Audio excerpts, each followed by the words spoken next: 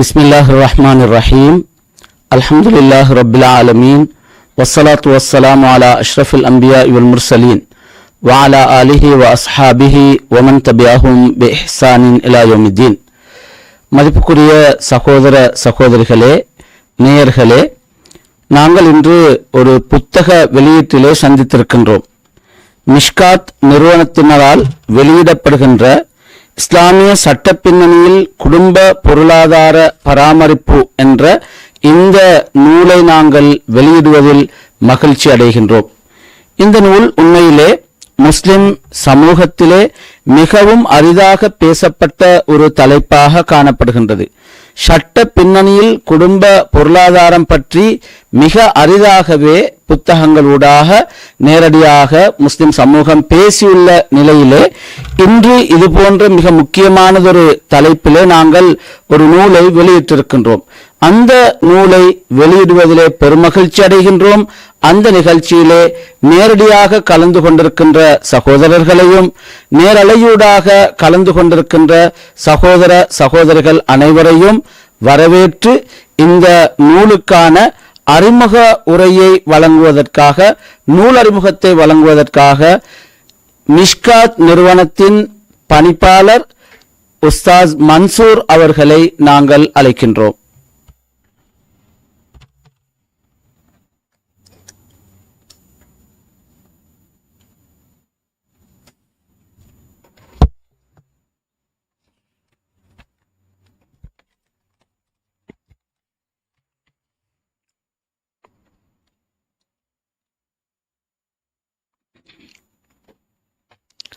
Bismillahirrahmanirrahim. Alhamdulillahi Rabbil Alameen. Salatu wassalamu ala sayyidil mursalin wa ala alihi wa sahbihi wa sallam. மதிப்புக்குரிய இஸ்லாமிய சகோதரர்களே, சகோதரிகளே, இன்று குடும்ப பராமரிப்பு போடு சம்பந்தப்பட்ட, குறிப்பாக குடும்ப பொருளாதார பராமரிப்பு, இது பற்றி இஸ்லாமிய சட்டம் என்ன சொல்கின்றது என்பதனைத்தான் ஒரு நூலாக மிஷ்காத் ஆய்வு நிறுவனம் வெளியிட்டு வைக்கிறது. இந்த நூலை பற்றிய ஒரு சிறிய அறிமுகத்தை மாத்திரம் நான் உங்களுக்கு சொல்கின்றேன். அதன் விரிவான ஆதாரங்களோடு மிகவும் விரிவாக நீங்கள் இந்த புத்தகத்திலே வாசித்துக் கொள்ள முடியும். ஆதாரங்களை மிக விரிவாக சொல்வதற்கான சந்தர்ப்பம் இல்லாதன் காரணமாக இந்த நூலின் மிக முக்கியமான பகுதிகளை மட்டும் ஒரு சில ஆதாரங்களோடு நான் சொல்வதற்கு முயல்கின்றேன். இந்த நூல் 6 தலைப்புகளை கொண்டிருக்கிறது. இரத்த உறவின் முக்கியத்துவம், இரத்த உறவும் பொருளாதார பராமரிப்பும், பொருளாதார பராமரிப்புக்கு உட்பட வேண்டிய இரத்த உறவுகள், செலவழித்தலுக்கான வழிகாட்டல், குடும்ப கூட்டு பொருளாதார பராமரிப்பின் சமூக ரீதியான நன்மைகள், குடும்ப பராமரிப்புக்கான மாதிரி திட்டம் என்று 6 தலைப்புகளை அடக்கியிருப்பதோடு இறுதியாக சில கேள்வி பதில்களையும் கொண்டிருக்கிறது. குறிப்பிட்ட தலைப்போடு சம்பந்தப்பட்ட சில கேள்வி பதில்களையும் இந்த புத்தகம் கொண்டிருக்கிறது. இதுதான் புத்தகத்துடைய தலைப்புகளாக அமைந்திருக்கின்றது. இந்த குரானும் ஹதீஸும் அதற்கு விளக்கம் சொன்ன பின்னால் வந்த இமாம்களும் இந்த குறிப்பிட்ட தலைப்பு சம்பந்தமாக, பொருளாதார பராமரிப்பு சம்பந்தமாக சொல்லியிருக்கும் விஷயங்களை நான் இப்போது சொன்ன இந்த 3 அடிப்படைகளையும் பின்பற்றி இந்த நூல் ஆக்கப்பட்டுள்ளது. குர்ஆனுடைய வசனங்கள், ஸல்லல்லாஹு அலைஹி வஸல்லம் அவர்கள் சொன்ன குர்ஆன் வசனங்களுக்கான விளக்கமாக அமைகின்ற ஹதீஸ்கள், அந்த ஹதீஸ்களை வைத்தும் குர்ஆனுடைய வசனங்களை வைத்தும் அது பற்றி விளக்கம் சொன்ன பின்னால் வந்த இமாம்கள் நவீன காலம் வரையில் இந்த எல்லா கருத்துக்களையும் திரட்டித்தான் நாங்கள் இந்த நூலை ஆக்கியிருக்கின்றோம். பெரும்பாலும் நூல் எல்லா பொதுமக்களுடைய கைக்கும் போய் சேர வேண்டும், யார் வாசித்தாலும் விளங்கக்கூடியதாக இருக்க வேண்டும் என்பதன் காரணமாக அதனை எளிமையாக அமைத்திருக்கிறோம்.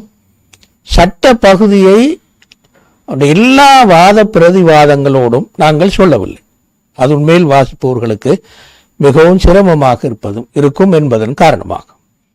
ஆனாலும் வாசிப்பவர் திருப்திப்படக்கூடிய வகையில் அதற்கான ஆதாரங்களை நாங்கள் விளக்கமாக சொல்லியிருக்கின்றோம். மதிப்புக்குரிய சகோதரர்களே, இது புத்தகத்துடைய பொதுவான ஒழுங்கு என்று சொல்லிக்கொண்டோ இந்த புத்தகம் அல்லது அல்லாஹ்வுடைய ரசூலுல்லாஹி ஸல்லல்லாஹு அலைஹி வஸல்லம் அவருடைய இந்த வழிகாட்டல் எதனை இலக்காக கொண்டிருக்கிறது என்பதனை மாத்திரம் உங்களுக்கு ஓரளவு விளக்கமாக சொல்லி முடிக்கலாம் நினைக்கின்றேன். ஒரு முன்மாதிரியான குடும்பம் எவ்வாறு இருக்க வேண்டும், ஒரு முன்மாதிரியான குடும்பத்தை உருவாக்குவதற்கான வழிமுறை என்ன என்பதனை இலக்காக கொண்டதாகத்தான் அல்லாஹ்வும் ரசூலும் பொருளாதார பராமரிப்பு என்ற குடும்பத்துக்குள்ளாலான பொருளாதார பராமரிப்பு என்ற இந்த வழிகாட்டலை சொல்லி இருக்கிறார்கள் என்று நாங்கள் கருதக்கூடியதாக இருக்கின்றது. நாங்கள் ஏன் அப்படி சொல்கின்றோம்? ஒரு முன்மாதிரியான குடும்ப நிறுவனம் உருவாக வேண்டுமாக இருந்தால் குர்ஆனும் சுன்னாவும் சொல்கின்ற குடும்பங்களுக்கு மத்தியிலான இந்த பொருளாதார பராமரிப்பு இருப்பது மிகவும் அவசியமானது என்று நாங்கள் கருதக்கூடியதாக இருக்கிறது. இதனைத்தான் நான் இங்கே விளக்குவதற்கு முயற்சிக்கின்றேன். மதிப்புக்குரிய சகோதரர்களே, அல்லாஹ்வும் ரசூலும் ஒவ்வொரு தனி குடும்பமும் கணவன் மனைவி பிள்ளைகள் தாய் தந்தையர்கள் என்ற அந்த சின்ன குடும்பம், அந்த ஒவ்வொரு தனி சின்ன குடும்பங்களும் வாழ்க்கையின் பிரச்சனைகள் எல்லாவற்றையும் நீங்களே எதிர்கொண்டு சமாளித்துக் கொள்ளுங்கள். பொருளாதார பிரச்சனையோ ஏனைய பிரச்சனைகளோ எல்லாவற்றையும் நீங்களே எதிர்கொண்டு சமாளித்துக் கொள்ளுங்கள் என்று விட்டுவிடவில்லை. அது சாத்தியமானதும் அல்ல.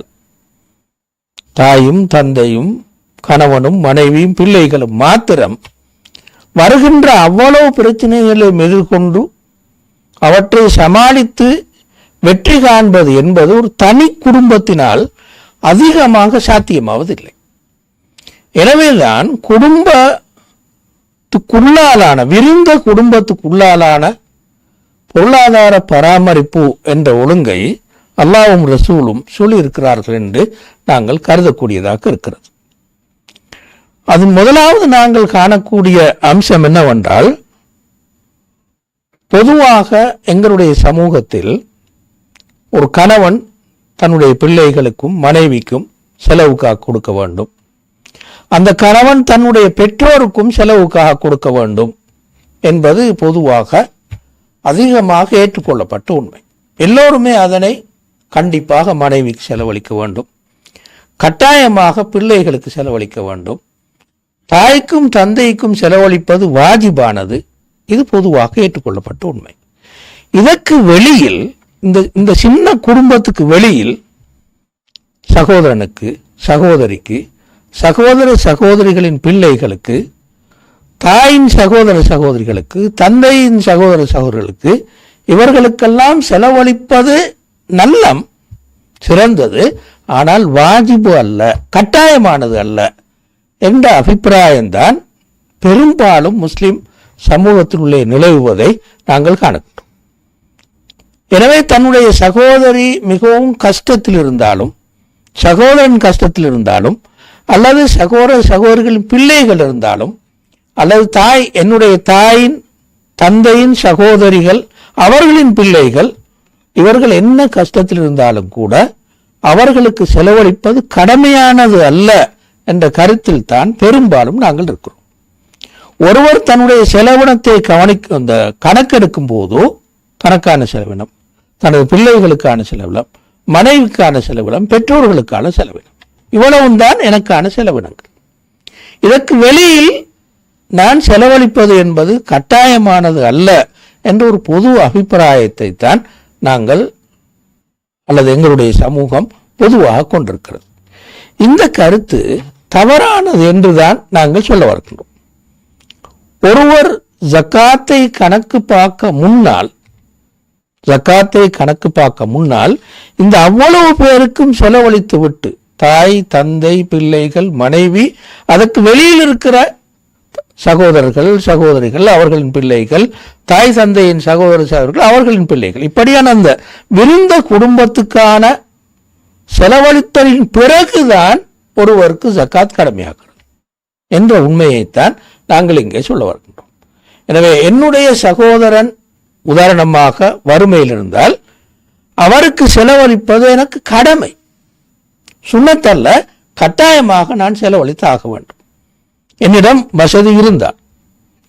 அதே போன்று என்னுடைய சகோதரி, ஏனையவர்கள், இவர்களுக்காக செலவழிப்பது கடமையாக அமைகிறது என்ற உண்மையைத்தான் குர்ஆனையும் சுன்னாவையும் படிக்கின்ற போது நாங்கள் விளங்குகின்றோம்.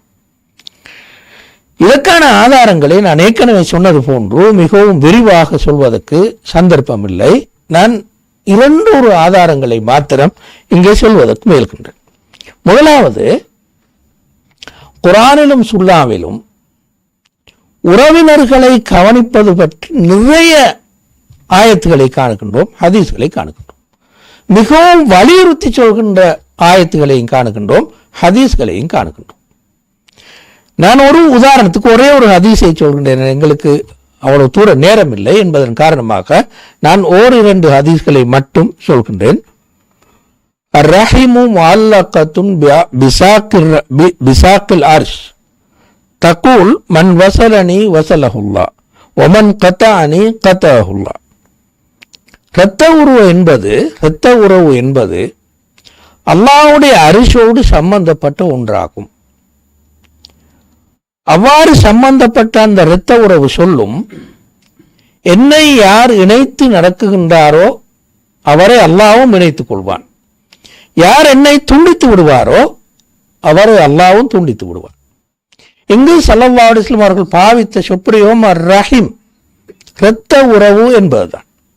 தாய் தந்தையோ பிள்ளைகளோ மனைவியோ அல்ல, இரத்த உறவு என்ற பொது சொல்லைத்தான் ஸல்லல்லாஹு அலைஹி வஸல்லம் அவர்கள் பாவித்திருக்கிறார்கள். அதற்கு இவ்வளவு தூரம் முக்கியத்துவம் கொடுத்து அல்லாஹ்வுடைய அரிஷோடு சம்பந்தப்பட்டது என்று மிகவும் கூட முக்கியத்துவம் கொடுத்து ஸல்லல்லாஹு அலைஹி வஸல்லம் அவர்கள் சொன்னார்கள். இரண்டாவது, இன்னொரு ஹதீஸை மட்டும் சொல்கின்றேன். மன்கான யுமினு பில்லாஹி வல் யௌமில் ஆஹிர் ஃபல்யஸில் ரஹிமஹு. யார் அல்லாஹ்வையும் மறுமை நாளை நம்பிக்கையை கொள்கிறாரோ அவர் தன்னுடைய இரத்த உறவோடு இணைந்து நடக்கட்டும். எனவே ஈமானோடு சம்பந்தப்படுத்தி ரசூலுல்லாஹி ஸல்லல்லாஹு அலைஹி வஸல்லம் சொல்கிறார்கள். மறுமை நாள் நம்பிக்கை, அல்லாஹ்வுடைய நம்பிக்கை என்ற ஈமானோடு சம்பந்தப்படுத்தித்தான் ஸல்லல்லாஹு அலைஹி வஸல்லம் அவர்கள் இரத்த உறவை சொல்கிறார்கள். எனவே இந்த வகையில் தான் இரத்த உறவை இணைந்து நடப்பது மிக கடமையானது என்பதில் எந்த விதமான சந்தேகமும் கிடையாது. இதனை எல்லா முஸ்லீம்களுமே ஒத்துக்கொள்வார்கள். ஆனால் பிரச்சனை என்னவென்றால், இணைந்து நடப்பது என்றால் என்ன? இரத்த உறவோடு உறவு பாராட்டி நடப்பது என்றால் அவர்களை போய் சந்திப்பது, பார்ப்பது, அதனோடு முடிந்து விட்டதுவா? அவர்களோடு இருக்கிற உறவை துண்டிக்காமல் இருப்பது, உதாரணமாக அவரை வெறுப்பாமல் இருப்பது, அவரோடு பேசாமல் இருப்பது, இவைகளை தவிர்த்து கொண்டு வாழ்வதுதான் இரத்த உறவோடு தொடர்படும். பொருளாதார ரீதியாக அவருக்கு உதவி செய்வது, இந்த இடத்தில் தான் நான் நினைக்கிறேன் எங்களுடைய சமூகம் புரியாத ஒரு இடம் இருக்கிறது. என்னுடைய சகோதரன் மிகவும் கஷ்டப்பட்டு வாழ்கிறான், அவனுக்கு நான் செலவழிப்பதில்லை. என்னுடைய சகோதரி ஒரு துன்பத்தில் இருக்கிறார், நான் அவனுக்கு செலவழிப்பதில்லை. என்னுடைய தாயின் சகோதரி வாழ்வதற்கு வசதி இல்லாமல் இருக்கிறார், நான் அவனுக்கு செலவழிப்பதில்லை.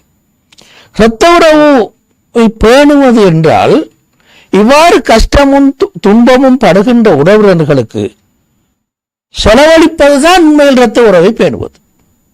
பசியோடு பட்டினியோடு 3 நேரம் சாப்பிட இல்லாமல் 2 நேரம் சாப்பிட்டு கொண்டு வாழுவதற்கு ஒரு நல்ல வீடு இல்லாமல் வாழுகின்ற என்னுடைய சகோதரி அல்லது சகோதரன், தாயின் சகோதரன், தந்தையின் சகோதரன், இவர்களுக்கு உதவி செய்யாமல் இருப்பது எப்படி இரத்த உறவை இணைத்ததாக அமைய முடியும்? வெறுமனே அந்த வீட்டுக்கு போய் மட்டும் என்னுடைய சகோதரன் வீட்டுக்கு போய் பேசிக்கொண்டிருந்து விட்டு வருவது, சகோதரன் வீட்டுக்கு போய் பேசிக்கொண்டிருந்து விட்டு வருவது, அவள் படுகின்ற துன்பங்களையோ கஷ்டங்களையோ காணாமல் விட்டு விடுவது, இது எப்படி இரத்த உறவை சேர்த்ததாக அமைய முடியும்? எனவேதான் இமாம் இப்னு கையும் இந்த ஹதீஸ்களுக்கு விளக்கம் சொல்லும் போதோ பொருளாதார ரீதியாக உதவி செய்வதுதான் அந்த துன்பங்களும் கஷ்டங்களும் பிரச்சனையும் படுகின்ற என்னுடைய உறவினர்களுக்கு உதவி செய்வதுதான் இணைத்து வாழ்வது என்பதன் பொருள். வெறுமனே அந்த வீட்டுக்கு போய் உட்கார்ந்து கழிச்சு விட்டு வருவது அல்ல. எனவே அவ்வாறு உதவி செய்யாமல் விட்டால் இரத்த உறவை கைவிட்டதாகத்தான் அது அமையும். வீடு இல்லாத, சாப்பாடு உணவு இல்லாத,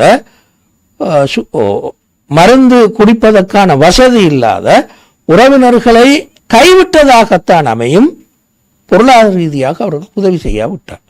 எனவே குர்ஆனும் ஹதீஸும் இரத்த உறவோடு சேர்ந்து நடந்து கொள்ளுங்கள் என்று மிகவும், ஏற்கனவே நான் சொன்ன ஹதீஸ்கள் ஒரு சில, அதுபோன்று இன்னும் நிறைய ஹதீஸ்கள் இரத்த உறவோடு இணைந்து நீங்கள் நடந்து கொள்ளுங்கள் என்று சொல்லும் போது கண்டிப்பாக பொருளாதார ரீதியாகவும் அவர்களுக்கு உதவி செய்ய வேண்டும் என்ற கருத்தை தான் சொல்கிறது. இது முதலாவது ஆதாரம். இரண்டாவது ஆதாரம், அதனை இந்த இரத்த உறவினர்களுக்கு பொருளாதார ரீதியாக உதவி செய்ய வேண்டும் என்று ஸல்லல்லாஹு அலைஹி வஸல்லம் அவர்கள் நேரடியாகவும் சொன்னார்கள். ஏற்கனவே சொன்னது இரத்த உறவை பேணுங்கள் என்று சொல்கின்ற ஹதீஸ்கள். இப்போது நான் சொல்ல இருக்கின்ற நிறைய ஹதீஸ்கள் ஒன்று நேரடியாக ரசூலுல்லாஹ் சொல்கிறார்கள், நீங்கள் இரத்த உறவினர்களுக்கு செலவழியுங்கள் என்று சொல்கிறார்கள். யதுல் முஅத்தி அல் உல்யா, கொடுப்பவனின் கை உயர்ந்தது.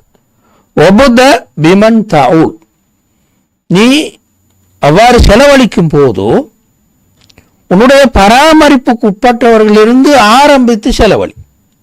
உன்னுடைய பராமரிப்புக்கு உட்பட்டவர்களிலிருந்து ஆரம்பித்து செலவழி. இப்போது ஸல்லல்லாஹு அலைஹி வஸல்லம் அவர்கள் யார் பராமரிப்புக்கு உட்பட்டவர்கள் என்று சொல்கிறார்கள்? உம்மக்க வ அபாக்க வ உக்தக வ அஹாக்க சும்மா அதுனாக்க அதுனாக். உன்னுடைய தாய், தந்தை, சகோதரி, சகோதரன், பிறகு அடுத்தடுத்து நெருக்கமாக இருக்கின்ற உறவினர்கள். இப்போது இங்கு ஸல்லல்லாஹு அலைஹி வஸல்லம் அவர்கள் தாய் தந்தை என்பதோடு நிறுத்தவில்லை. தாய், தந்தை, சகோதரி, சகோதரன், பிறகு அடுத்தடுத்து வருகின்ற, அடுத்தடுத்து நெருக்கமாக இருக்கின்ற உறவினர்கள் என்று சொன்னார்கள். இப்பொழுது நாங்கள் ஒருபோதும் தாய்க்கும் தந்தைக்கும் பொருளாதார ரீதியாக செலவழிப்பது கடமை என்பதனை நாங்கள் எல்லோரும் ஒத்துக்கொண்டிருக்கிறோம். இந்த ஹதீஸ் தொடராக எல்லோரையும் சொல்கிறது. தாயையும் சொல்லி, தந்தையும் சொல்லி, சகோதரனையும் சொல்லி, சகோதரியையும் சொல்கிறது. தாயும் தந்தையும் மட்டும் செலவழிப்பது வாஜிபு, அங்கால சொன்ன அந்த சகோதரிக்கும் சகோதரனுக்கும் செலவழிப்பது வாஜிப் அல்லன்னு எப்படி பிரிக்க முடியும் ஹதீஸை? இந்த ரெண்டு மட்டும்தான் வாஜிபு, அடுத்த ரெண்டும் வாஜிப் இல்லை என்று எவ்வாறு பிரித்து சொல்ல முடியும்? எனவே இங்கு ஸல்லல்லாஹு அலைஹி வஸல்லம் அவர்கள் இந்த ஹதீஸுடைய இன்னொரு விசேஷம் என்னவென்றால், இந்த ஹதீஸை பற்றி விளக்குகின்ற அறிஞர்கள் சொல்வது போன்று இங்கு ஸல்லல்லாஹு அலைஹி வஸல்லம் அவர்கள் மனைவியை சொல்லவில்லை, இந்த ஹதீஸ் பிள்ளைகளையும் சொல்லவில்லை. இந்த ஹதீஸ் பாருங்க, ஒபத பிமன் தஊல் உம்மக வ அபாக்க வ உக்தக வ அஹாக்க சும்மா அதுனாக்க ஃப அதுனாக். அந்த சின்ன குடும்பத்தை விட்டு வெளியில் இருப்பவர்களைத்தான் சொல்லி இருக்கிறது. மனைவி, பிள்ளைகள் என்று சொல்லாமல் அதற்கு வெளியில் இருக்கிற வட்டத்தை தான் ஸல்லல்லாஹு அலைஹி வஸல்லம் அவர்கள் இங்கே சொல்கிறார். இது எதனை காட்டுகிறது என்றால், மனிதன் இயல்பாக சொல்லாவிட்டாலும் கூட மனைவிக்கு செலவழிப்பான், பிள்ளைகளுக்கு செலவழிப்பான், சொல்லாவிட்டாலும் செலவழிப்பான். மிகவும் இயல்பானது. இது வாஜிபுன்னு சொல்லித்தான் செலவழிக்கணும் என்ற நிலைமை கிடையாது. ஆனால் சகோதரன் சகோதரி அப்படி அல்ல. எனவேதான் ஸல்லல்லாஹு அலைஹி வஸல்லம் அவர்கள் அந்த மனைவி பிள்ளைகளை விட்டு இங்கு தாய் தந்தையோடு சேர்த்து சகோதரன் சகோதரி என்று சொல்லி அதனோடு நிப்பாட்டி விடாமல் சும்மா அதுனாக்க அதுனாக், பிறகு யார் யாரெல்லாம் அடுத்தடுத்து நெருக்கமாக வருவார்களோ உறவினர்களில் அவர்களுக்கும் என்று ஸல்லல்லாஹு அலைஹி வஸல்லம் அவர்கள் சொல்கிறார். எனவே இப்படி இது போன்ற இன்னும் நிறைய ஹதீஸ்கள், நான் இங்கு சொல்லாத இன்னும் நிறைய ஹதீஸ்கள் நேரடியாகவே உறவினர்களுக்கு செலவழிப்பது கடமையானது என்று சொல்லும். இந்த நான் இப்போது சொன்ன ஹதீஸ்களும் ஏனைய பல ஹதீஸ்களும் சொல்லும். இந்த கருத்தை தான் நிறைய சஹாபாக்கள் தாபியங்களும் கொண்டிருந்தார்கள். நான் இப்போ அந்த லிஸ்ட்டை வாசிக்க விரும்பல, இந்த புக்கை வாசிங்கன்னா அந்த புக்கில் அது இருக்குது. ஒன்றை மட்டும் சொல்கிறேன். இமாம் சயீத் இப்னு முஸையப் தாபிய அறிஞர்களில் ஒருவர். அவரிடத்தில் ஒரு வழக்கு வருகிறது. ஒரு அனாதை பிள்ளை, அவருக்கு செலவழிப்பதற்கு யாரும் இல்லை என்று அது சொல்கிறார். அப்போது இன்னும் உமர் இப்னு கத்தாப் ரலியல்லாஹு அன்ஹு அவர்கள் ஓரளவு தூரத்தில் இருக்கிற ஒரு உறவினர் அங்கே கொண்டு வருகிறார்கள். கொண்டு வந்த போது உமர் இப்னு கத்தாப் அவர்கள், நீங்கள் இவருக்கு செலவழியுங்கள் என்று சொல்லிவிட்டு இவ்வாறு சொன்னார்கள். லவ்லம் அஜித் இல்லா அக்ஸா அஷீரத்தஹு லஃபரல்து அலைஹி. இந்த பிள்ளைக்கு மிக தூரமான உறவினர் மட்டுமே இருந்தாலும் கூட அவருக்கு நான் செலவழிப்பதை கடமையாக்கியிருப்பேன் என்று உமர் இப்னு கத்தாப் ரலியல்லாஹு அன்ஹு அவர்கள் சொன்னார்கள். இதே கருத்தை ஸைத் இப்னு சாபித் ரலியல்லாஹு அன்ஹு அவர்கள் சொல்லியிருக்கிறார். இந்த இரண்டு பேருடைய கருத்துக்கு மாற்றம், இந்த ரெண்டு சஹாபாக்களும் சொன்ன இந்த அபிப்பிராயத்துக்கு மாற்றமாக வேறொரு கருத்து சஹாபாக்களுக்கு மத்தியில் காணப்படவில்லை என்றும் ஹதீஸ் துறை அறிஞர்கள் சொல்கிறார். எனவே மதிப்புக்குரிய சகோதரர்களே, இந்த வகையில் தான் சஹாபாக்களுடைய கருத்தும் பின்னால் வந்த தாபியங்களுடைய கருத்தும் இந்த அபிப்பிராயத்தை தான் கொண்டிருக்கின்றன. பிறகு மதுஹபுடைய காலத்துக்கு வந்தால் ஹனஃபி மதுஹபும் ஹம்பலி மதுஹபும் இதே கருத்தை கொண்டிருக்கின்றன. கொஞ்சம் சில வேறுபாடுகள் இருந்தாலும் கூட இதே கருத்தை கொண்டிருக்க, அந்த வேறுபாட்டை நான் விரிவாக விளக்கப் போனால் நேரம் போய்விடும் என்பதன் காரணமாக அதை நீங்கள் இந்த புத்தகத்தில் பார்த்துக் கொள்ளுங்கள் என்று மட்டும் சொல்கின்றேன். இப்போது நாங்கள் அடுத்த பகுதிக்கு வருவோம். டைம் முடிந்து கொண்டு செல்வதன் காரணமாக நாங்கள் அடுத்த பகுதிக்கு வருவோம். இவ்வாறு செலவழிப்பதன் இன்னொரு பகுதி ஜக்காத் மூலமாக செலவழிப்பது. ஜக்காத்தை தாய்க்கோ தந்தைக்கோ மனைவிக்கோ பிள்ளைகளுக்கோ ஜக்காத் கொடுக்க முடியாது. அதற்கு முந்தைய அவர்களுக்கு செலவழிக்க வேண்டும். இதில் கருத்து வேறுபாடு இல்லை. ஆனால் அதற்கு வெளியில் இருக்கிற உறவினர்களுக்கு ஜக்காத்தாலும் செலவழிக்க முடியும் என்பதுதான் மிகவும் ஆதாரபூர்வமான கருத்து. நிறைய மதுஹபுடைய கருத்தும் அதுதான். இதனூடாக நாங்கள் என்ன விளங்குகின்றோம் என்றால், ஒருவர் தன்னுடைய உறவினருக்கு மாதாந்தம் செலவழித்துக் கொண்டும் வர வேண்டும். இல்லாத ஒரு உறவினராக இருந்தால், தன்னால் செலவழிக்க முடியுமாக இருந்தால் அவர் மாதாந்தம் செலவழித்துக் கொண்டும் வர வேண்டும். அதே வேளையில் ஜக்காத்தின் ஒரு பகுதியையும் அந்த உறவினர்களுக்கு செலவழிக்க முடியும் என்பதுதான் ஆதாரபூர்வமான பெரும்பாலான இமாம்களுடைய கருத்து. இது அடுத்து நாங்கள் சொல்ல வேண்டிய, இதுக்கும் நான் ஆதாரம் சொல்லி விளங்கப்படுத்த டைம் இல்லாத காரணமாக நீங்கள் இந்த புத்தகத்தில் அதனை பார்த்து கொடுங்கள் என்று சொல்லி அடுத்த பாதிக்கு வருகின்றேன். மிகவும் சுருக்கமாக இன்னொரு கருத்துக்கு வருவோம். நான் ஏற்கனவே சொன்ன முன்மாதிரியான ஒரு குடும்பத்தை நோக்கி செல்வதாக இருந்தால் கண்டிப்பாக அந்த குடும்பங்கள் அனைத்தும் பொருளாதார ரீதியாக பணமாக இருக்க வேண்டும்.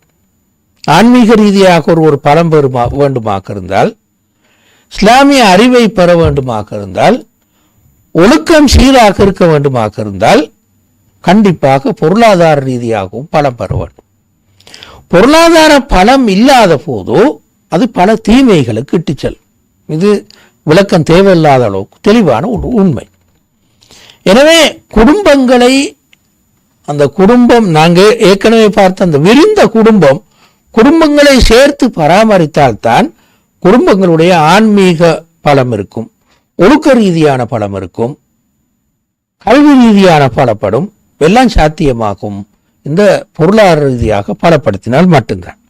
இந்த வகையில் தான் அல்லாஹு தாலா பொருளாதார ரீதியாக குடும்பங்களை பலப்படுத்துகின்ற போது அது ஒரு நல்ல முன்மாதிரியான ஒரு குடும்ப நிலைக்கு இட்டு செல்லும் என்பதனை அல்லாஹு தாலா இதன் ஊடாக எங்களுக்கு காட்டுகின்றார்.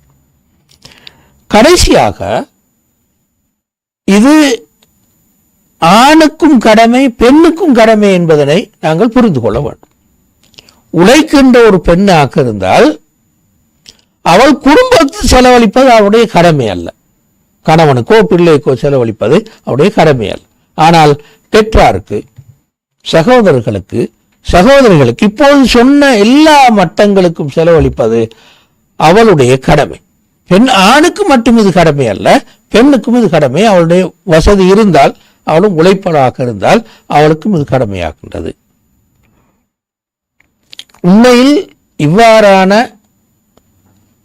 பொருளாதார ரீதியான இப்படியான ஒரு பராமரிப்பு காணப்படுமாக இருந்தால், எங்களுக்கு தெரியும் ஒரு குடும்பம் உருவாகுவதற்கும் பொருளாதார பலம் அவசியமானது. கல்யாணம் முடிச்சு பிள்ளைகளை வளர்ப்பதற்கு, மனைவிக்கு செலவழிப்பது பொருளாதார ரீதியாக ஒரு பலமாக இருந்தால்தான் கண்டிப்பாக சாத்தியம். குடும்பத்துடைய தொடர் ஓட்டத்துக்கும் பொருளாதார பலம் அவசியமானது. தலாக்குகளுக்கு ஒரு காரணம் பொருளாதார ரீதியான சிக்கல்கள். தலாக் சொல்லப்படுவதற்கு ஒரு காரணம் பொருளாதார ரீதியான சிக்கல்கள். எனவே ஒரு குடும்பம் உருவாவது, அதனுடைய தொடர் ஓட்டம் எல்லாமே பொருளாதார ரீதியாக பலமாக இருப்பதில் தான் தங்கி இருக்கிறது என்று நாங்கள் காணலாம். அதே போன்று இந்த பொருளாதார பங்களிப்பு இருக்கின்ற போதுதான், உதாரணமாக ஒரு குடும்பத்திலே ஒரு பெரிய பணக்காரன் இருக்கிறான், அவன் குடும்பத்தில் இருக்கிற அங்கத்தவர்களுக்கு எல்லாருக்கும் இல்லாதவர்களுக்கெல்லாம் உதவி செய்கின்றான் என்று வைத்துக் கொள்வோம். இப்படி குடும்பத்தினுள்ளே இப்படி பொருளாதார ரீதியாக கட்டியெழுப்புகின்ற ஒழுங்கு காணப்படுமாக இருந்தால் கண்டிப்பாக அந்த குடும்பத்தில் மன ஆரோக்கியமும் நல்லாக இருக்கும். பொறாமை, குரோதம், வெறுப்புணர்வு இவைக்கும் பொருளாதார ரீதியான பகுதிக்கும் ஒரு சம்மதம் இருக்கிறது. கண்டிப்பாக இந்த பொருளாதார ரீதியாக ஒரு குடும்பம் உயர்ந்ததாகவும், அதே குடும்பத்தில் இன்னொரு குடும்பம் தாழ்ந்ததாகவும் இருந்தால் கண்டிப்பாக பொறாமையும் குரோதமும் வெறுப்புணர்வும் உருவாகுவது சாத்தியம்.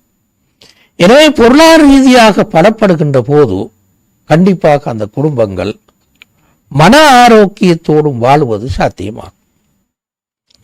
எனவே இந்த பின்னணியில் ஒரு விரிந்த குடும்பம் என்பது தன்னுடைய குடும்பத்தை பராமரித்தல் பற்றி திட்டமிட்டுக் கொள்வதும் அவசியமானது. உதாரணமாக ஒரு குடும்பத்தில், விரிந்த குடும்பத்தில் ஒரு 100 அங்கத்தவர்கள் இருக்கிறார்கள் என்று வைத்துக் கொள்வோம். நானும், என்னுடைய தாய் தந்தையரும், என்னுடைய சகோதரிகளும், என்னுடைய தந்தை தாயின் சகோதரி, இப்படி ஒரு விரிந்த குடும்பம், ஒரு 100 அங்கத்தவர்கள் இருக்கிறார்கள் வைத்துக் கொள்வோம். அதில் எத்தனை பேர் வறுமையில் இருக்கிறார்கள், என்ன உதவி அவர்களுக்கு தேவைப்படுகிறது என்ற ஒரு திட்டமிடல் கண்டிப்பாக அவசியம். இந்த 100 அங்கத்தவர்களை கொண்ட குடும்பத்தில் ஒரு 5 பேர் பணக்காரனாக இருந்தால் 100 அங்கத்தவர்களை கொண்ட இந்த குடும்பத்தை எவ்வாறு பராமரிப்பது, என்ன வகையான உதவிகள் செய்வது என்பது பற்றி ஒரு திட்டமிடல் மிகவும் அவசியமானது. இந்த பின்னணியில் தான் இந்த புத்தகத்தின் கடைசி அத்தியாயமாக, அதாவது 6வது அத்தியாயமாக குடும்ப பராமரிப்புக்கான மாதிரி திட்டம் என்று ஒன்றை நாங்கள் ஆக்கியிருக்கிறோம்.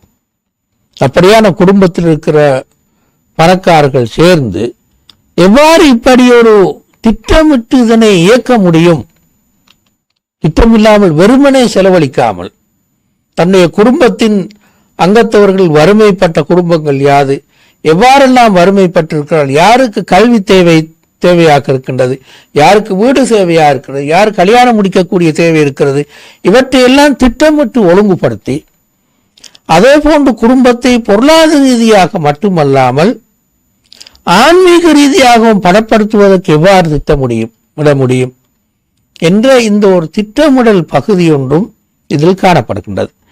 இவை எல்லாவற்றையும் சேர்த்து பார்க்கின்ற போது தான் ஒரு முன்மாதிரியான குடும்பத்தை உருவாக்குவதற்கு அல்லாஹு தஆலா இவ்வாறான பொருளாதார ரீதியான கூட்டு பராமரிப்பு சம்பந்தமான சட்டங்களை ஆக்கி இருக்கிறார் என்று நாங்கள் புரிந்து கொள்கிறோம். இதுதான் இந்த புத்தகத்துடைய மிகவுமே சுருக்கமான ஒரு பகுதி. இதனோடு நான் என்னுடைய சுருக்கத்தை முடித்துக் கொள்கின்றேன். வாஹிர் தஅவானா அல்ஹம்துலில்லாஹி ரப்பில் ஆலமீன்.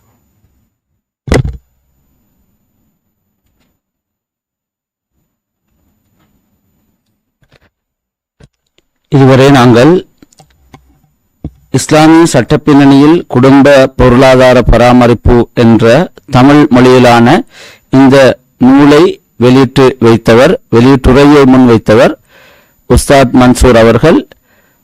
மிஷ்காத் ஆய்வு நிறுவனத்தின் பணிப்பாளராக, ஆய்வு பிரிவின் தலைவராக செயல்பட்டு கொண்டிருப்பவர். அடுத்து இங்கு இந்த நூல் அதே சமயம் ஆங்கில மொழியிலும் வெளியிடப்படுகின்றது. ஃபேமிலி ஃபைனான்சியல் சப்போர்ட் இன் இஸ்லாம் என்பதுதான் அதன் தலைப்பாக காணப்படுகின்றது. இந்த நூலுக்கான ஆய்வுரையை ஆங்கிலத்தில் வழங்கி வைப்பதற்காக ஜாமியா நலிமியாவின் சிரேஷ்ட விரிவுரையாளர், இஸ்லாமிய சட்டத்துறை கலாநிதி அரஃபாத் கரீம் அவர்களை நாங்கள் இங்கே அழைக்கின்றோம்.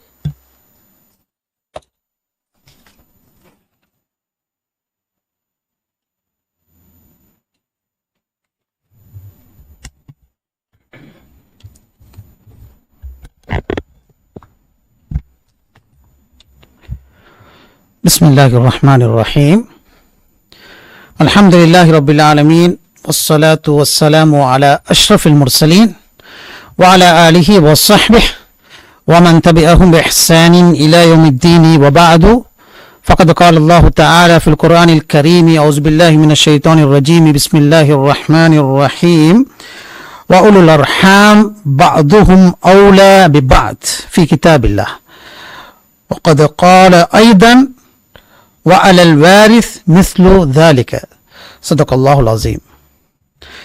Respected Usthaz Mansoor, the President of Mishkath Research Institute, Sheikh Abdul Razik, the Chairman of Mishkath Research Institute, dear brothers and sisters, salam to all, assalamu alaikum wa rahmatullahi wa barakatuh. I am honored to share some important ideas that were discussed in detail in the book entitled Family Financial Support in Islam, authored by a research team representing Mishkath Research Institute, that is being released today. This book provides an overview of the collective financial support in Islam. That means Islam has the good idea in order to stabilize family structure in terms of spirituality, economy, education, as well as health. In this respect, the core idea of the book we can see evolved and developed from the background that Islam has given incredible importance to family relatives, kinship. We have to maintain and preserve family ties in order to achieve something in this world as well as hereafter. Therefore, this research or scholarly work should be considered as a good endeavor to fulfill a research gap that is prevalent in Sri Lankan Muslim minority context. To achieve this objective, Islam has laid down regulations, rules with regards to family structure. In this way, one of the main aspects of stabilized family structure in Islam, that is Nafa, the concept of Nafa, which means literally financial support to other family members and relatives who are financially vulnerable and unstable. Therefore, we need to consider these things very seriously. once a family falls in a economic constraints, there will be automatically some severe and serious problems exist and prevail. In order to cope up with these kinds of issues, Islam has provided actionable and sensible solutions in order to face these kind of issues in the concept of nafaqah. As we see normally in Islamic jurisprudence, it will come under purview of maintenance. But here very interestingly we can find any other term, that is family financial responsibility in Islam, that is more comprehensive rather than term maintenance. We need to understand these things also. So what is the meaning of the nafaqah? Meaning that an affluent member within a family has to take some responsibility related to financial support in order to strengthen family members who are financially vulnerable and unstable. We see normally in a family there are many types of people, like young orphans who cannot work, older adults, terminally sick people, those with physical and mental deficiencies, individuals who have lost their livelihood due to natural calamities, those who do not have sufficient income even they are employed. These kind of reasons, due to these kind of reasons, we need to have some ideas in order to face and propose solutions in light of Islamic jurisprudence. In this way, Islam tries to solve this problem through introducing this concept of nafaqah. Along with that, this study is paramount importance for following reasons. One of the main reasons behind this study is that we live in a context where nuclear family system is dominated, which means the family consisting of parents and children. Every family is started to think about only parents and children. They think they are not responsibility for other than these kind of people like parents and children. This is a mentality of nuclear family system that is dominated in current context that we live. Second thing, lack of awareness which is prevalent in our society about the matter that which family members shall be financially supported when an individual has source of income in excess of his needs in accordance to Sharia. That is the second thing. So lack of idea about the concept of nafaqah exists in our society. Third reason that is also important, existing Muslim personal law did not include broader perspective of nafaqah in Sri Lanka.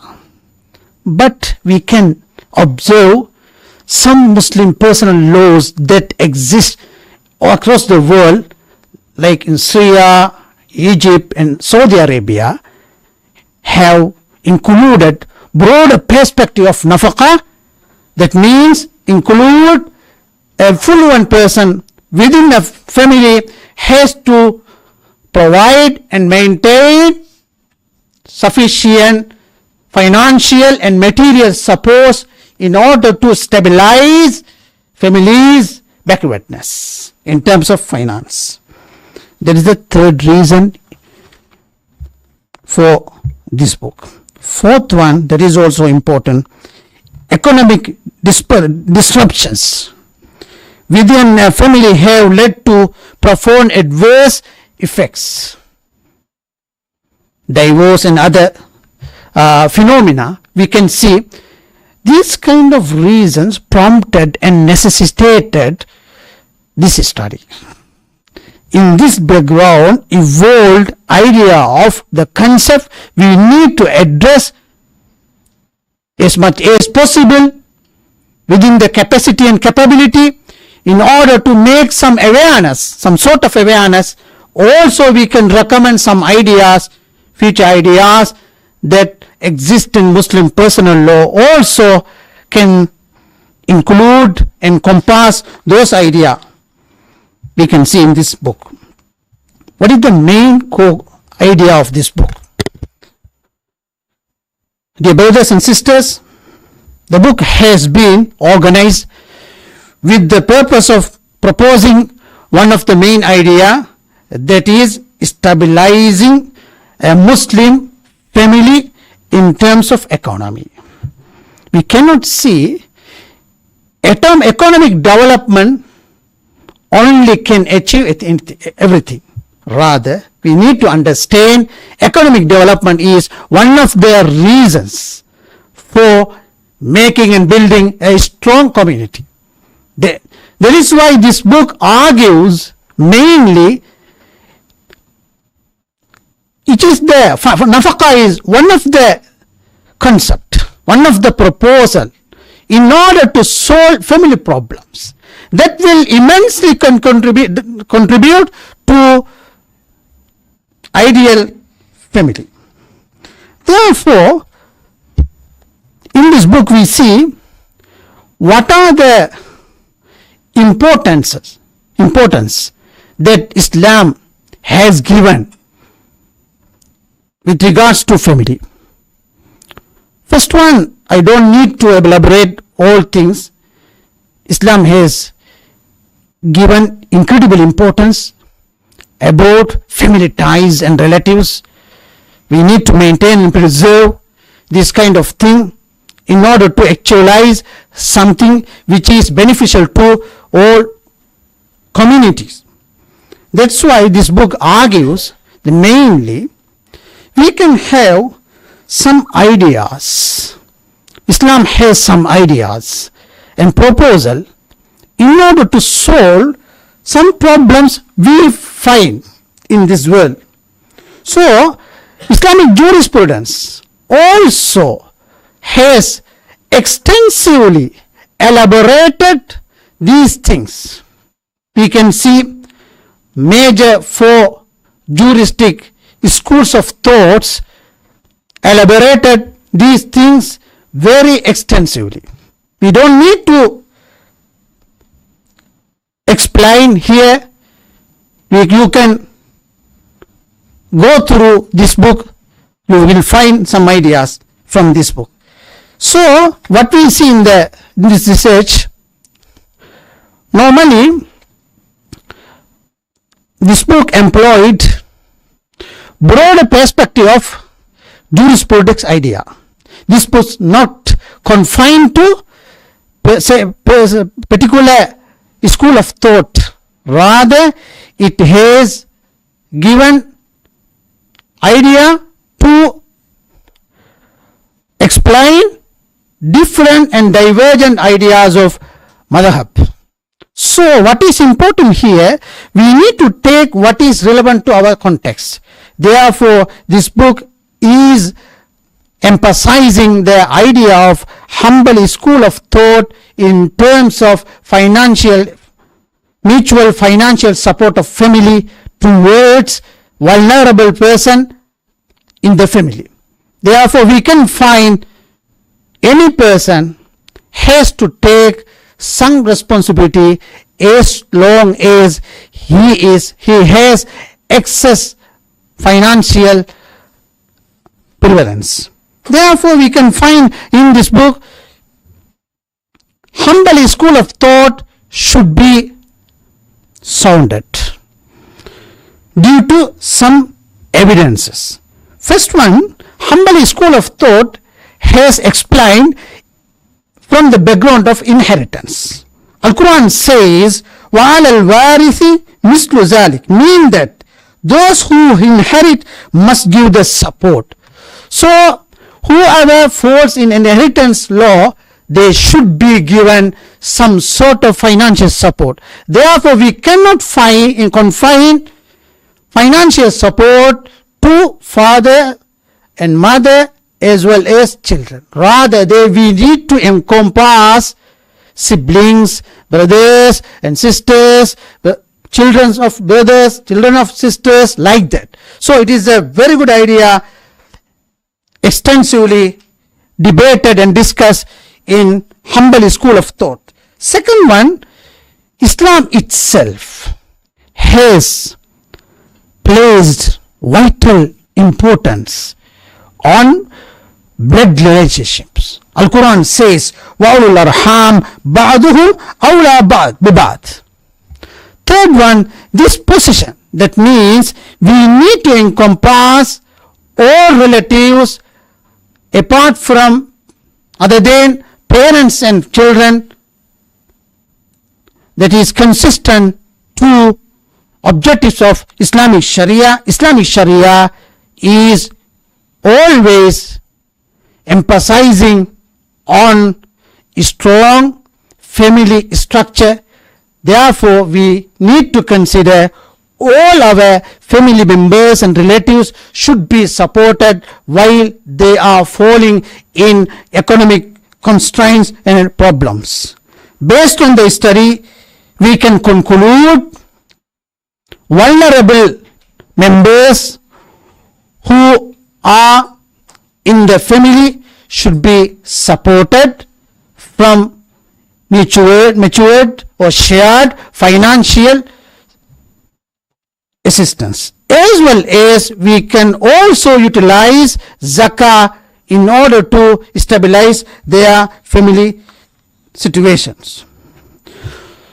So finally, this book interestingly arguing some implications while we are actualizing these idea in the Muslim minority context. We can achieve some major achievements. First one, this will contribute to avoid the breakdown and disorder of family due to economic crisis. Second one, that will reduce egos among family members. That is the second implications of this idea. Third one, this could contribute to addressing the economic disparity as a whole. Fourth one, this will help create job opportunities. This will improve our family educational situation. This kind of benefits also we can see. Finally, reducing poverty as a whole. Through this kind of proposal, we can contribute also to this country through stabilizing our family financial situations.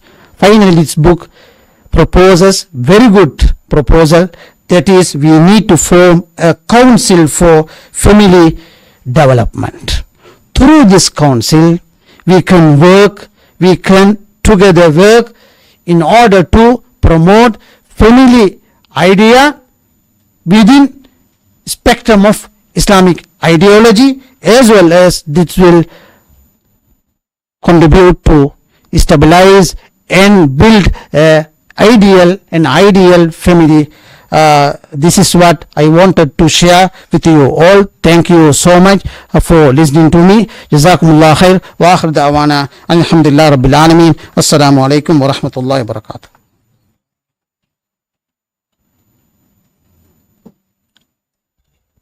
ஜஸாக்குமுல்லாஹ் ஹைரன். இதுவரை ஆங்கில மொழியில் அமைந்த எங்களுடைய இந்த நூலுக்கான நூல் அறிமுக உரையை நிகழ்த்தியவர் அஷேக் அரஃபாத் கரீம், கலாநிதி அரஃபாத் கரீம் நலீமி அவர்கள் இதுவரை நிகழ்த்தினார்கள். ஜஸாக்குமுல்லாஹ் ஹைரன். அடுத்ததாக நூல் வெளியீடு. இந்த வெளியீட்டு நிகழ்ச்சியை நடத்துவதற்காக மிஷ்காத் நிறுவனத்தின் தலைவர் அஷேக் அப்துல் ராசிக் அவர்களையும், மிஷ்காத் நிறுவனத்தின் பணிப்பாளர் உஸ்தாஸ் மன்சூர் அவர்களையும் முன்னால் வரும்படி அன்போடு அழைக்கின்றோம். இந்த நூல்களை பெற்றுக்கொள்வதற்காக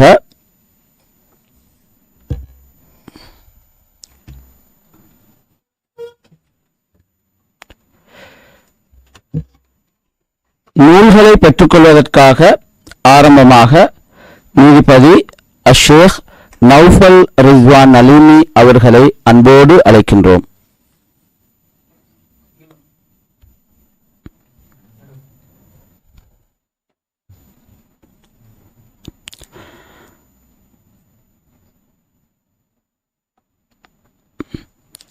அடுத்ததாக நூல் ஒன்றை பெற்றுக்கொள்வதற்காக டாக்டர் இர்ஷாத் மஷூத் அவர்களை அன்போடு அழைக்கின்றோம்.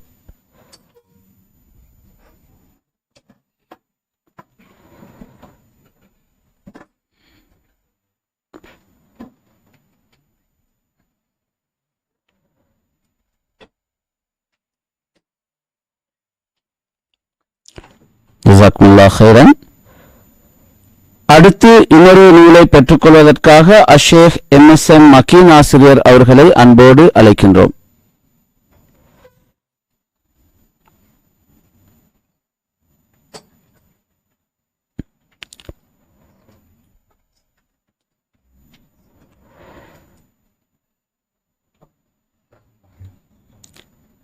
அடுத்து சட்டத்தரணி சல்மான் MRM சல்மான் அவர்களை அன்போடு அழைக்கின்றோம்.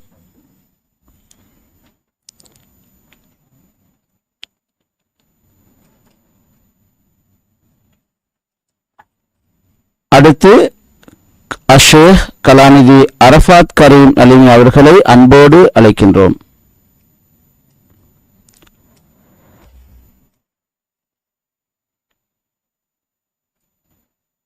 அடுத்ததாக மீத்துட்டுமுல்ல ஜும்மா பள்ளிவாசல் பேஷிமாம் அஷேக் ஹாஷிம் மௌலவி அவர்களை அன்போடு அழைக்கின்றோம்.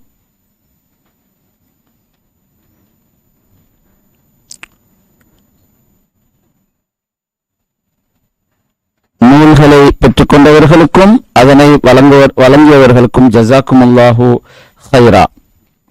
அடுத்து நாங்கள் இறுதி அம்சத்துக்கு வருகை தந்திருக்கின்றோம். அதாவது இந்த நூல் வெளியீடு இஸ்லாமிய சட்ட பின்னணியில் குடும்ப பராமரிப்பு என்ற இந்த நூல், அதே போன்று ஆங்கில மொழியிலே ஃபெமிலி ஃபைனான்சியல் சப்போர்ட் இன் இஸ்லாம் என்ற நூல் இந்த சந்தர்ப்பத்திலே வெளியிட்டு வைக்கப்படுகின்றது. இந்த நூலை பெற்றுக்கொள்ள முடியும். உங்களுக்கு தொலைபேசி மூலமாக தொடர்பு கொள்வதன் மூலமாக இதனை பெற்றுக்கொள்ள முடியும், நேரடியாகவும் பெற்றுக்கொள்ள முடியும் என்பதனை தெரிவித்துக் கொள்கின்றோம்.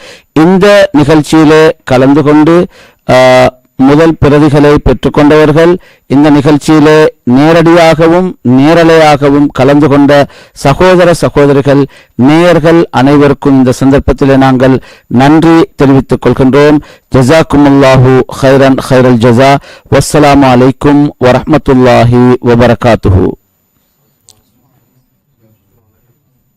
سبحانك اللهم وبحمدك أشهد أن لا إله إلا أنت أستغفرك وأتوب إليك.